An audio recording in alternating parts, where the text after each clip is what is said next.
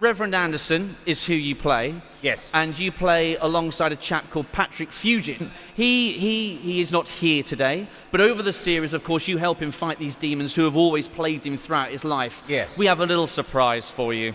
Patrick's recorded a short message hot off the set. You haven't even seen this. No. Man, we should. What's he doing, sending me? He should be working. Hey, everybody out there at London Comic Con. Can't be with you this weekend because we're out shooting the show, but y'all got our old Govey Glenister there with you, and he knows what we're going through. We're out here in the middle of the night making the show awesome. Phil, you know what's going on. All day long, kid. You've got it.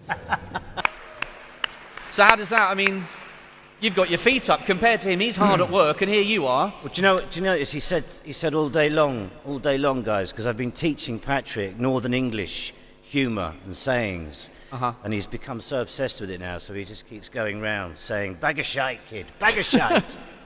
Will that make its way into the series, you hoping? Hopefully, yeah. Yeah. To be honest, I didn't really know much about Robert Kirkman because my knowledge of comics was things like the Beano, and Shoot magazine, and the Dandy, and Topper. Remember Topper? Marvellous. Are you pitching to Robert Kirkman a rebooted Dennis the Menace with horror and all sorts of nastiness? Yeah. Billy Whiz live. Be great. So it wasn't until obviously people started talking to me about Robert Kirkman and how, what a huge cult figure he was and how massive. Obviously, I know Andy Lincoln as well from The Walking Dead because we're fellow golfers. So obviously Andy's had an amazing success with Walking Dead. So I thought if any of that can rub off on me, then I'll have some of that then. Yes. I mean, can you tell us a little bit about Reverend Anderson? Yeah. He's a preacher. He's a sort of he's the small town preacher. So he's kind of the big fish in the small pond, if you like.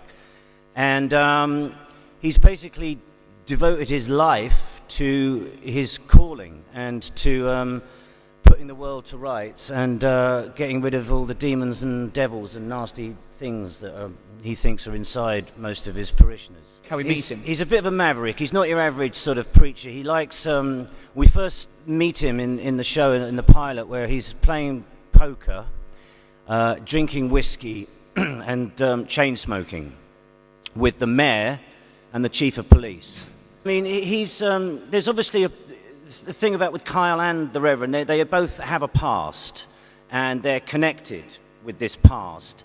And as the series spans out, we come to realize that they both need each other more than they actually are prepared to say. I mean, what we didn't want to do was make a show that then you sort of have, exorcism of the week and who's the demon in the parish this week. You know what I mean?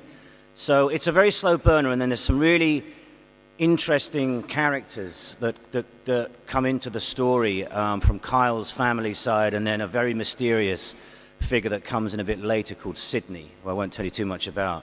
And we sort of go with their stories, and then we come away from them again. It's a bit like, hopefully, it's what I think Breaking Bad did so brilliantly. You can go down this route, and it never patronizes the audience. We allow them to be intelligent and remember what's happened here, and then maybe we'll go refer back to it in a later episode, and then hopefully the audience go, oh, right, yeah. So it's a slow burner in places, but we're now it's really kicking up. We're firing on butane now. I mean, when I was a kid, I suppose I used to kind of like those Hammer House of Horror shows, the Christopher Lees and the Peter Cushings, and I used to sort of ask my mum and dad if I could maybe stay up late to watch, the Dracula's, I don't know. Prince of Darkness? Prince of Darkness, yeah, one of them. The accent, well, I spent a lot of time cultivating my accents, and it was a challenge, basically. We all had to, even the Americans, even Patrick, who's from Utah, had to do it as well. So we had a fantastic voice coach, dialect coach, who worked with us for a number of weeks, but it's really, you just get sort of sounds and, phonetics and things. So instead of saying the word sort of bringing, you just drop the G, so it's bringing.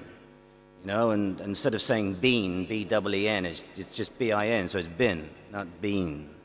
And just kind of listening to people around you. And then when I'm there, I stay in the accent, which is quite fun. All the time? All the time, yeah. Well, obviously not when I'm on my own in the apartment. That would be just weird. It wouldn't be unnatural for actors to stay in that mode. We're going to have for breakfast this morning, Phil. I don't know. Where are we going for breakfast this morning, Phil? I'll have pancakes. We're actually, most of the cast was staying in Charlotte, which is about an hour from our location, and we film in a place called Rock Hill. But I have to say, the people have been very nice until this show comes out. That'll be interesting. See if I still got my church this time next year. We have a lot of laughs. It's important that Patrick, you see, basically Patrick does a fantastic Tom Cruise impression. Can you do an impersonation of him doing Tom Cruise? No. Okay. And I sort of do a passable Michael Caine impression. Can you do your Michael Caine performing an exorcism, please? No, I could do, but at the moment, you're doing my head in. So shut up, ask the bloody questions, and we'll move on. Is that all right? That was good. So often, just to lighten the mood, if we're doing a demonic possession scene or something, we'll just rehearse and we'll do it as Tom Cruise and Michael Caine. And how would they react in this situation? And also, our first AD's an amazing flipper impression. No way. With his cheek, I can't even begin to do it. It sounds like something else when I do it. But, Yeah, and he does this incredible flipper impression. So we get him to do flipper and talking to Tom Cruise and Michael Caine. What do you mean, flipper? How many? 200 down the mine. What is the scariest thing so far you've filmed on Outcast? I think probably was my first day filming the series, going back. Yeah. I just got very nervous. I suddenly thought, oh, we're going to series now. What if I screw this up? You suddenly have these weird dreams where you start imagining, that classic sort of thing actors have. It's like, I can't remember my lines, or you walking along the street in your pants or something. You can't find your trousers and things like that. So the first day was a bit nerve-wracking because all you're thinking about is just don't screw up, don't mess your lines up. So it was only a small scene. What was your first line? And what was your first line on your first day? Can you remember? Yeah. What have you done, Val Barnes? What have you done? That's a very accusatory opening line. Yeah. Well, you wait to see what he'd done. Well, fair enough, to be fair. I have to ask, actually, the subject matter of possession and demonic possession, is this something that, concerns you, scares you, frightens you? It's a funny one, isn't it? It's not something that I spend too much of my waking hours thinking about, demonic possession. I mean, a lot of people said, oh, have you been on YouTube and seen some real exorcisms and stuff? And I was like, well, no, not really. I'd rather watch, old episodes of The Persuaders, actually. A bit Roger Moore, an exorcism. But what I did watch when I was in the States, I got quite into watching the TV evangelists, and they're quite mesmeric, actually. There's some seriously good acting going on there. Some BAFTA workage there. There was one guy, one of my family there, we were watching, it was one Sunday morning.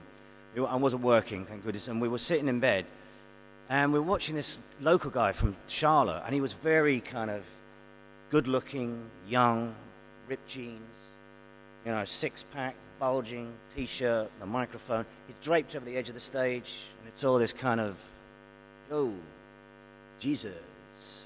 And they're all like, oh, Jesus, all right. High-fiving with Jesus. And he gets his two disciples up. One's playing, you're Jacob, you're Abraham. Jacob, why did you do that to Abraham? And these guys are going, all right. And all this is... And we're mesmerized. We're watching these guys thinking, this guy's shit hot. He's really good. And basically what it is, he's the rock star. He's the kind of rock star of his congregation. And I had this 3-page sermon to do in episode 2. And I thought, that's the key. That's it. This is Anderson, in his little moment, on his platform, he's Elvis. So I thought, I'm going to be Elvis in my sermon. And with the churches, the pews there, and you have the middle aisle. And you know how, in this day and age, when you go out on the road, a Coldplay and U2 and all these huge bands, and they have their massive stage in these stadiums, and then they have that big center aisle where Bono can go and fall off the stage. Or was it The Edge? Which one? The Edge, yeah. And the Foo Fighter, he fell off. Yes, he did. Dave Grohl. And so I thought, well, and we went to block it, and I said to the director, I said, it'd be great to use all the space, rather than just be stuck behind a pulpit ranting. Yeah. It'd be great to get out there and play the whole thing to the congregation, and you can really make eye contact. So we did this whole kind of scene and all this stuff, and it was great. And by the end of it, this little old lady who was one of the supporting artists looked up to me. She said, well, I'm converted.